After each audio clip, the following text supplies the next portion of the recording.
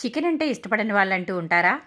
కానీ అదే చికెన్లో ఎంతో టేస్టీగా ఉండే ములక్కాయ వేసుకుంటే అసలు ఆ రుచే వేరుగా ఉంటుందండి. మరి చికెను ములక్కాయ ఏ విధంగా వండుకోవాలో ఇప్పుడు మనం చూసేద్దాము. Welcome back to my channel.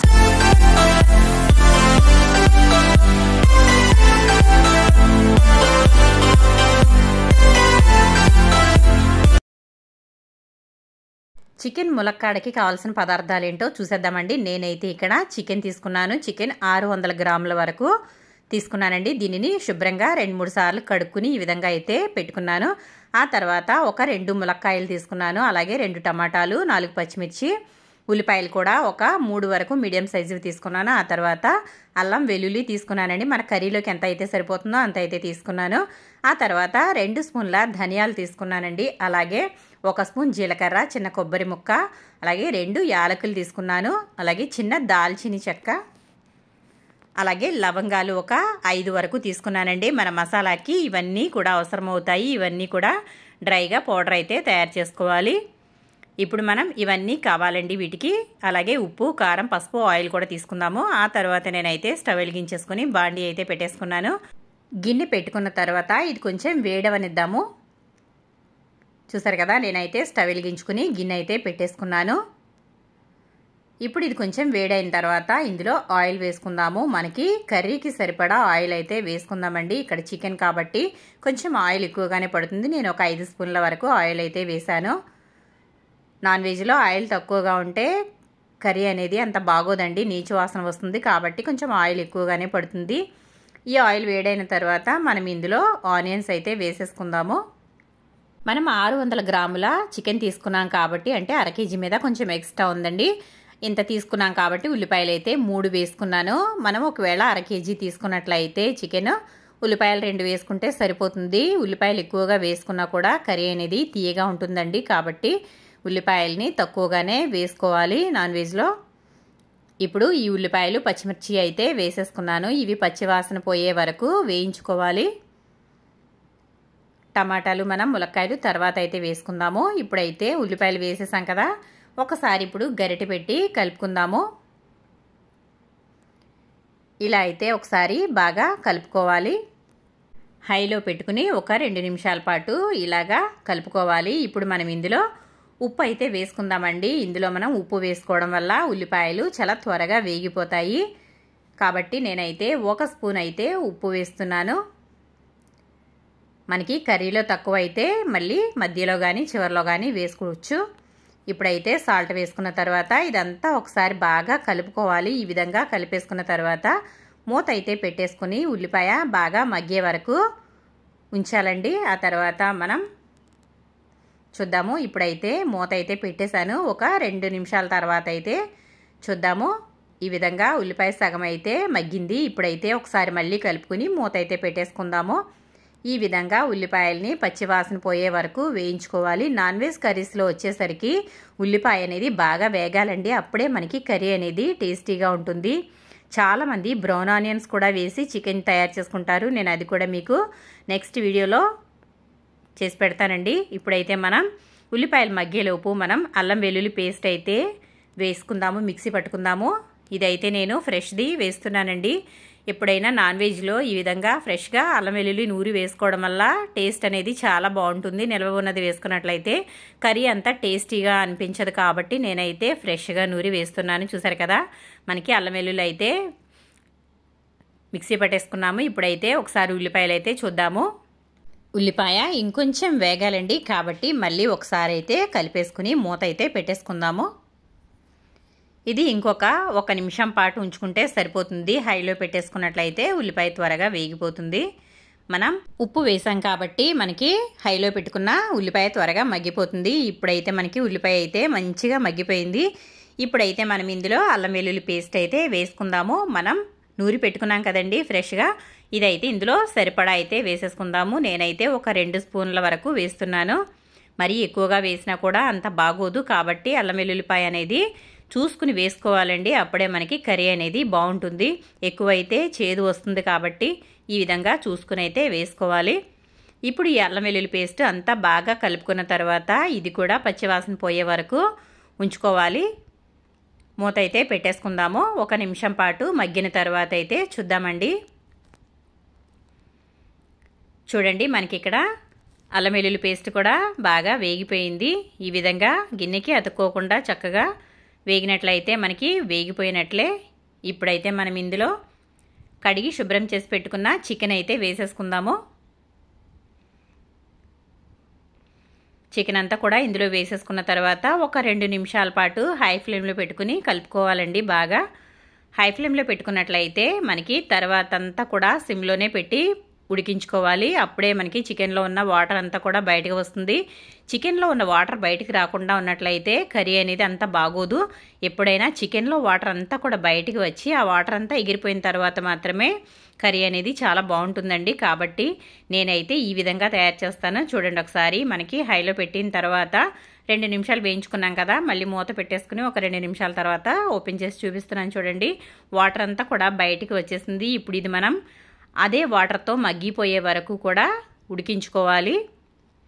ఇటువంటి సమయంలో మంట అనేది మీడియం ఫ్లేమ్లో పెట్టుకోవాలండి. హై ఫ్లేమ్లో అస్సలు పెట్టకూడదు. హై ఫ్లేమ్లో పెట్టినట్లయితే వాటర్ అంతా కూడా చికెన్లోనే ఉడిపోతుంది, వాటర్ బయటికి రాదు. కాబట్టి చికెన్ కూడా అంతా టేస్ట్గా ఉండదు. కాబట్టి మనం మీడియం ఫ్లేమ్లో పెట్టుకుని చికెన్ని ఇదే వాటర్తో ఉడికించుకోవాలి. ఇలా ఉడికించుకున్నట్లయితే చికెన్ అంతా కూడా చక్కగా ఉడికిపోతుంది. ఆ తర్వాత అదే ఆయిల్లో బాగా వేగినట్లయితే కూరకి మంచి టేస్ట్ అయితే వస్తుందండి.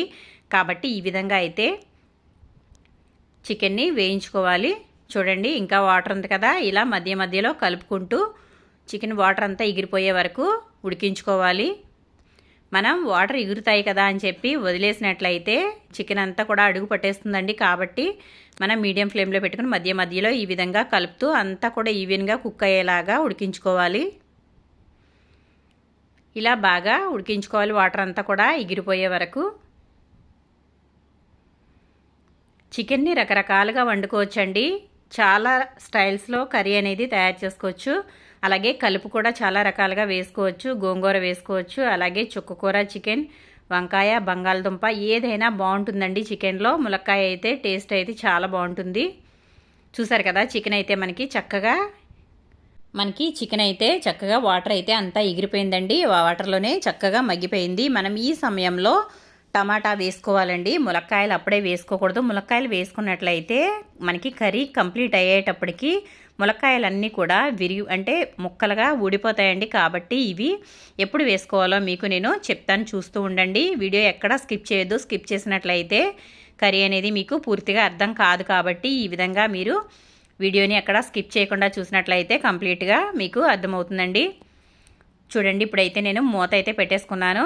1 నిమిషం పాటు ఈ విధంగా ఉడికించుకుంటే టమాటా అయితే మనకి చక్కగా మగ్గిపోతుంది. టమాటా అంతా కూడా బాగా కలిసిపోయిందండి. ఈ విధంగా అయితే టమాటా కూడా మగ్గే వరకు ఉంచుకోవాలి. మళ్ళీ ఒకసారి బాగా కలుపుకోవాలి. చూసారు కదా టమాటా మనకి చక్కగా మగ్గిపోయింది. టమాటా మగ్గడానికి ఎక్కువ సమయం అనేది పట్టదండి. చాలా తక్కువ సమయంలోనే టమాటా అయితే మగ్గిపోతుంది. ఇప్పుడు మనం ఇందులో కారం వేసుకుందాము. మన రుచికి సరిపడా కారం అయితే వేసుకుందాము. నేనైతే ఇక్కడ ఒక 2.5 స్పూన్ల వరకు కారం వేస్తున్నాను. నాన్ వెజ్ కర్రీస్లలో కారం ఎక్కువగా ఉంటేనే బాగుంటుందండి. తక్కువగా ఉంటే కర్రీ అంత బాగోదు. కాబట్టి నేనైతే మసాలాలు బాగానే దట్టిస్తాను. ఆ తర్వాత ఒక 1/2 స్పూన్ వరకు పసుపు వేసాను. ఇంకొక స్పూన్ అయితే సాల్ట్ వేసాను. మనం మొదట్లో ఉల్లిపాయలు మగ్గించుకునేటప్పుడు 1 స్పూన్ వేసాం కదా, మళ్ళీ ఇప్పుడైతే ఇంకొక స్పూన్ వేస్తున్నాను.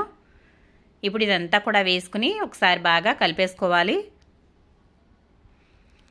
చూసారు కదా నాన్ వెజ్లు ఈ విధంగా మంచి కలర్ఫుల్గా ఉంటేనే కర్రీ అనేది బాగుంటుందండి.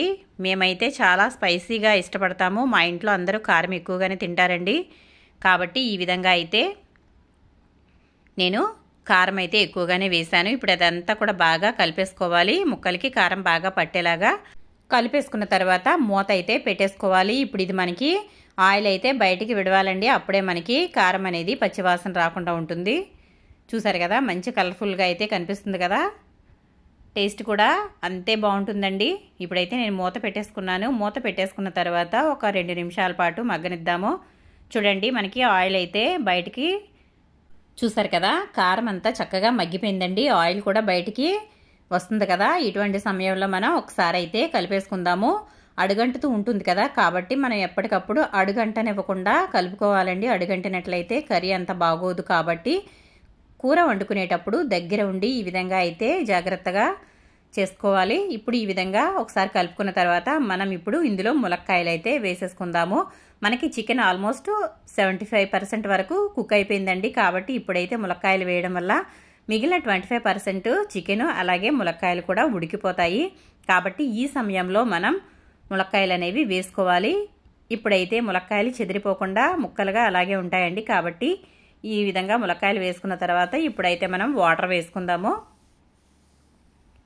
నేనైతే ఇక్కడ ఒక గ్లాస్ అయితే ఫస్ట్ వేస్తున్నాను. గరిటెకంతా కూడా ఈ విధంగా ఉంది కదా, ఇలా అయితే వాటర్ వేసుకోవాలి. నేనైతే ఫుల్ గ్లాస్ వాటర్ అయితే వేసేసాను. మనకి చికెన్ అలాగే ములక్కాయలు కూడా కుక్ అవ్వాలి కాబట్టి ఇంకొక అర గ్లాస్ అయితే వాటర్ పడతాయి అనుకుంటున్నానండి. ఒకసారి అయితే కలుపుకొని చూసుకుందాము. ఈ విధంగా కలుపుకోవాలి. మనకి చికెన్ అంతా కూడా పూర్తిగా ఉడకాలి కాబట్టి మనకి చికెన్ అయితే త్వరగానే ఉడికిపోతుందండి. ఇందులో లెగ్ పీసులు ఉన్నాయి కదా, అవి కొంచెం పెద్దగా ఉన్నాయి కాబట్టి ఉడకడానికి కొంచెం వాటర్ పడతాయి. కాబట్టి నేను ఇంకొక అర గ్లాస్ వరకు వాటర్ అయితే వేసేసుకున్నాను. ఇప్పుడు ఈ వాటర్ని మనం పూర్తిగా ఎగిరిపోయే వరకు ఉడికించుకోవాలండి. అప్పుడైతే మనకి పర్ఫెక్ట్గా ఉడుకుతుంది. ఇప్పుడైతే ఒకసారి బాగా కలిపేసుకోవాలి. అంచులకున్నదంతా కూడా క్లీన్గా కలిపేసుకున్న తర్వాత మనమైతే మూత పెట్టేసుకుని ఒక 2 నిమిషాలైతే హై ఫ్లేమ్లో పెట్టుకుని ఆ తర్వాత మీడియం ఫ్లేమ్లోకి అయితే మార్చుకోవాలి. మనం ఇప్పుడే మీడియం ఫ్లేమ్లో పెట్టేసినట్లయితే ఉడకడానికి చాలా టైం పడుతుందండి. ఇది మనం కొంచెం హైలో పెట్టినట్లయితే బాగా ఉడికి ముక్కలకి ఉప్పు కారం అనేది బాగా పడుతుంది. కాబట్టి ఇలా అయితే ఉడికించుకోవాలి. ఆ తర్వాత మనం మసాలా అయితే మిక్సీ పట్టుకుందామండి. నేనైతే అల్లం వెల్లుల్లి వేసిన మిక్సీ గిన్నె ఉంది కదా, దాంట్లో అయితే మనం తీసుకున్న మసాలా అయితే వేసేసుకుందాము. నేనైతే ఇక్కడ ధనియాలు, జీలకర్ర, చెక్క, లవంగ, యాలకులు అలాగే చిన్న కొబ్బరి ముక్క తీసుకున్నాను. మీ దగ్గర ఎండు కొబ్బరి లేకపోతే పచ్చి కొబ్బరి అయినా వేసుకోవచ్చు. చాలా బాగుంటుందండి. ఇందులో గసగసాలు వేసుకున్నా కూడా కర్రీ అనేది చాలా టేస్టీగా ఉంటుంది. నేనైతే ప్రజెంట్ గసగసాలు వేయడం లేదు. ఈ విధంగా అయితే మిక్సీ పట్టేసుకున్నాను. చూడండి ఒకసారి ఈ విధంగా నేనైతే పొడిగా పట్టాను. మనం కావాల్సి ఇందులో వాటర్ కూడా వేసుకుని ముద్దగా కూడా మసాలా తయారు చేసుకోవచ్చు. నేనైతే చికెన్లో వాటర్ కొంచెం ఎక్కువగా వేసాను కాబట్టి ఇది పొడిగా తయారు చేశానండి. ఇప్పుడు చూడండి ఒకసారి కర్రీ మనకి చక్కగా ఉడుకుతుంది. ఈ విధంగా ఉడికేటప్పుడు ఒకసారి అయితే బాగా కలుపుకోవాలి. మనకి సగం వరకు వాటర్ అయితే ఎగిరిపోయింది కదండి. ఇప్పుడైతే మనం ఒకసారి బాగా కలుపుకున్న తర్వాత మనం తయారు చేసి పెట్టుకున్న మసాలా పొడి అయితే ఇందులో వేసేసుకుందాము. ఈ విధంగా కొంచెం పులుసుగా ఉన్నప్పుడు మసాలా పొడి వేసుకున్నట్లయితే ఇంకొక 5 నిమిషాల పాటు ఉడికించుకుంటాం కాబట్టి మనకి సరైన గ్రేవీ అనేది తయారవుతుంది. కాబట్టి ఇప్పుడైతే నేను ఈ గరం మసాలా పొడి మొత్తం వేసేస్తున్నాను. ఈ విధంగా మసాలాని అప్పటికప్పుడు నూరుకుని వేసుకోవడం వల్ల చికెన్ కర్రీ అనేది మంచి ఫ్లేవర్ వస్తుందండి. మనం ఇక్కడ వండితే వీధి చివరికి స్మెల్ వస్తుంది, అంత బాగుంటుందండి. ఈ విధంగా వండుకున్నట్లయితే మీలో ఎంతమందికి చికెన్ ములక్కాయ కూర ఇష్టమో నాకు కమెంట్ సెక్షన్లో కమెంట్ పెట్టండి ఫ్రెండ్స్. చూడండి మీరు ఏ విధంగా తయారు చేస్తారో కూడా నా కమెంట్ సెక్షన్లో కమెంట్ పెట్టండి. చూడండి ఒకసారి కర్రీ అనేది మనకి ఈ విధంగా తయారైంది కదా. ఇప్పుడైతే మనం ఒకసారి బాగా కలిపేసుకున్న తర్వాత మూత అయితే పెట్టేసి ఆయిల్ తేలే వరకు ఉడికించుకోవాలి. మనకి ఆల్మోస్ట్ 95% అయితే కర్రీ రెడీ అయిపోయిందండి. ఇంకొక 5 నిమిషాల పాటు అయితే మగ్గనిద్దాం. మసాలా వేసాం కదా. మూత అయితే పెట్టేసుకుని ఒక 5 నిమిషాల తర్వాత చూపిస్తున్నాను. చూడండి ఆయిల్ అయితే మనకి సపరేట్ అయిపోయింది. మనకి కర్రీ కూడా రెడీ అయిపోయిందండి. ఇంకా కర్రీ దించేయడమే అనుకుంటున్నారా?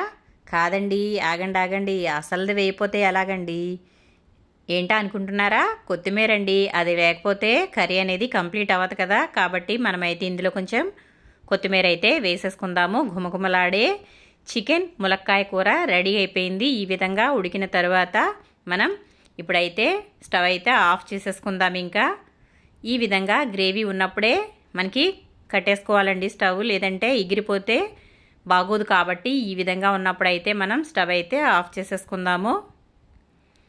అంతేనండి, ఎంతో టేస్టీగా ఉండే గుమగుమలాడే చికెన్ ములక్కాయ కూర రెడీ అయిపోయింది. మీలో ఎంతమందికి ఈ వీడియో నచ్చిందో నాకు కమెంట్ సెక్షన్లో కమెంట్ పెట్టండి.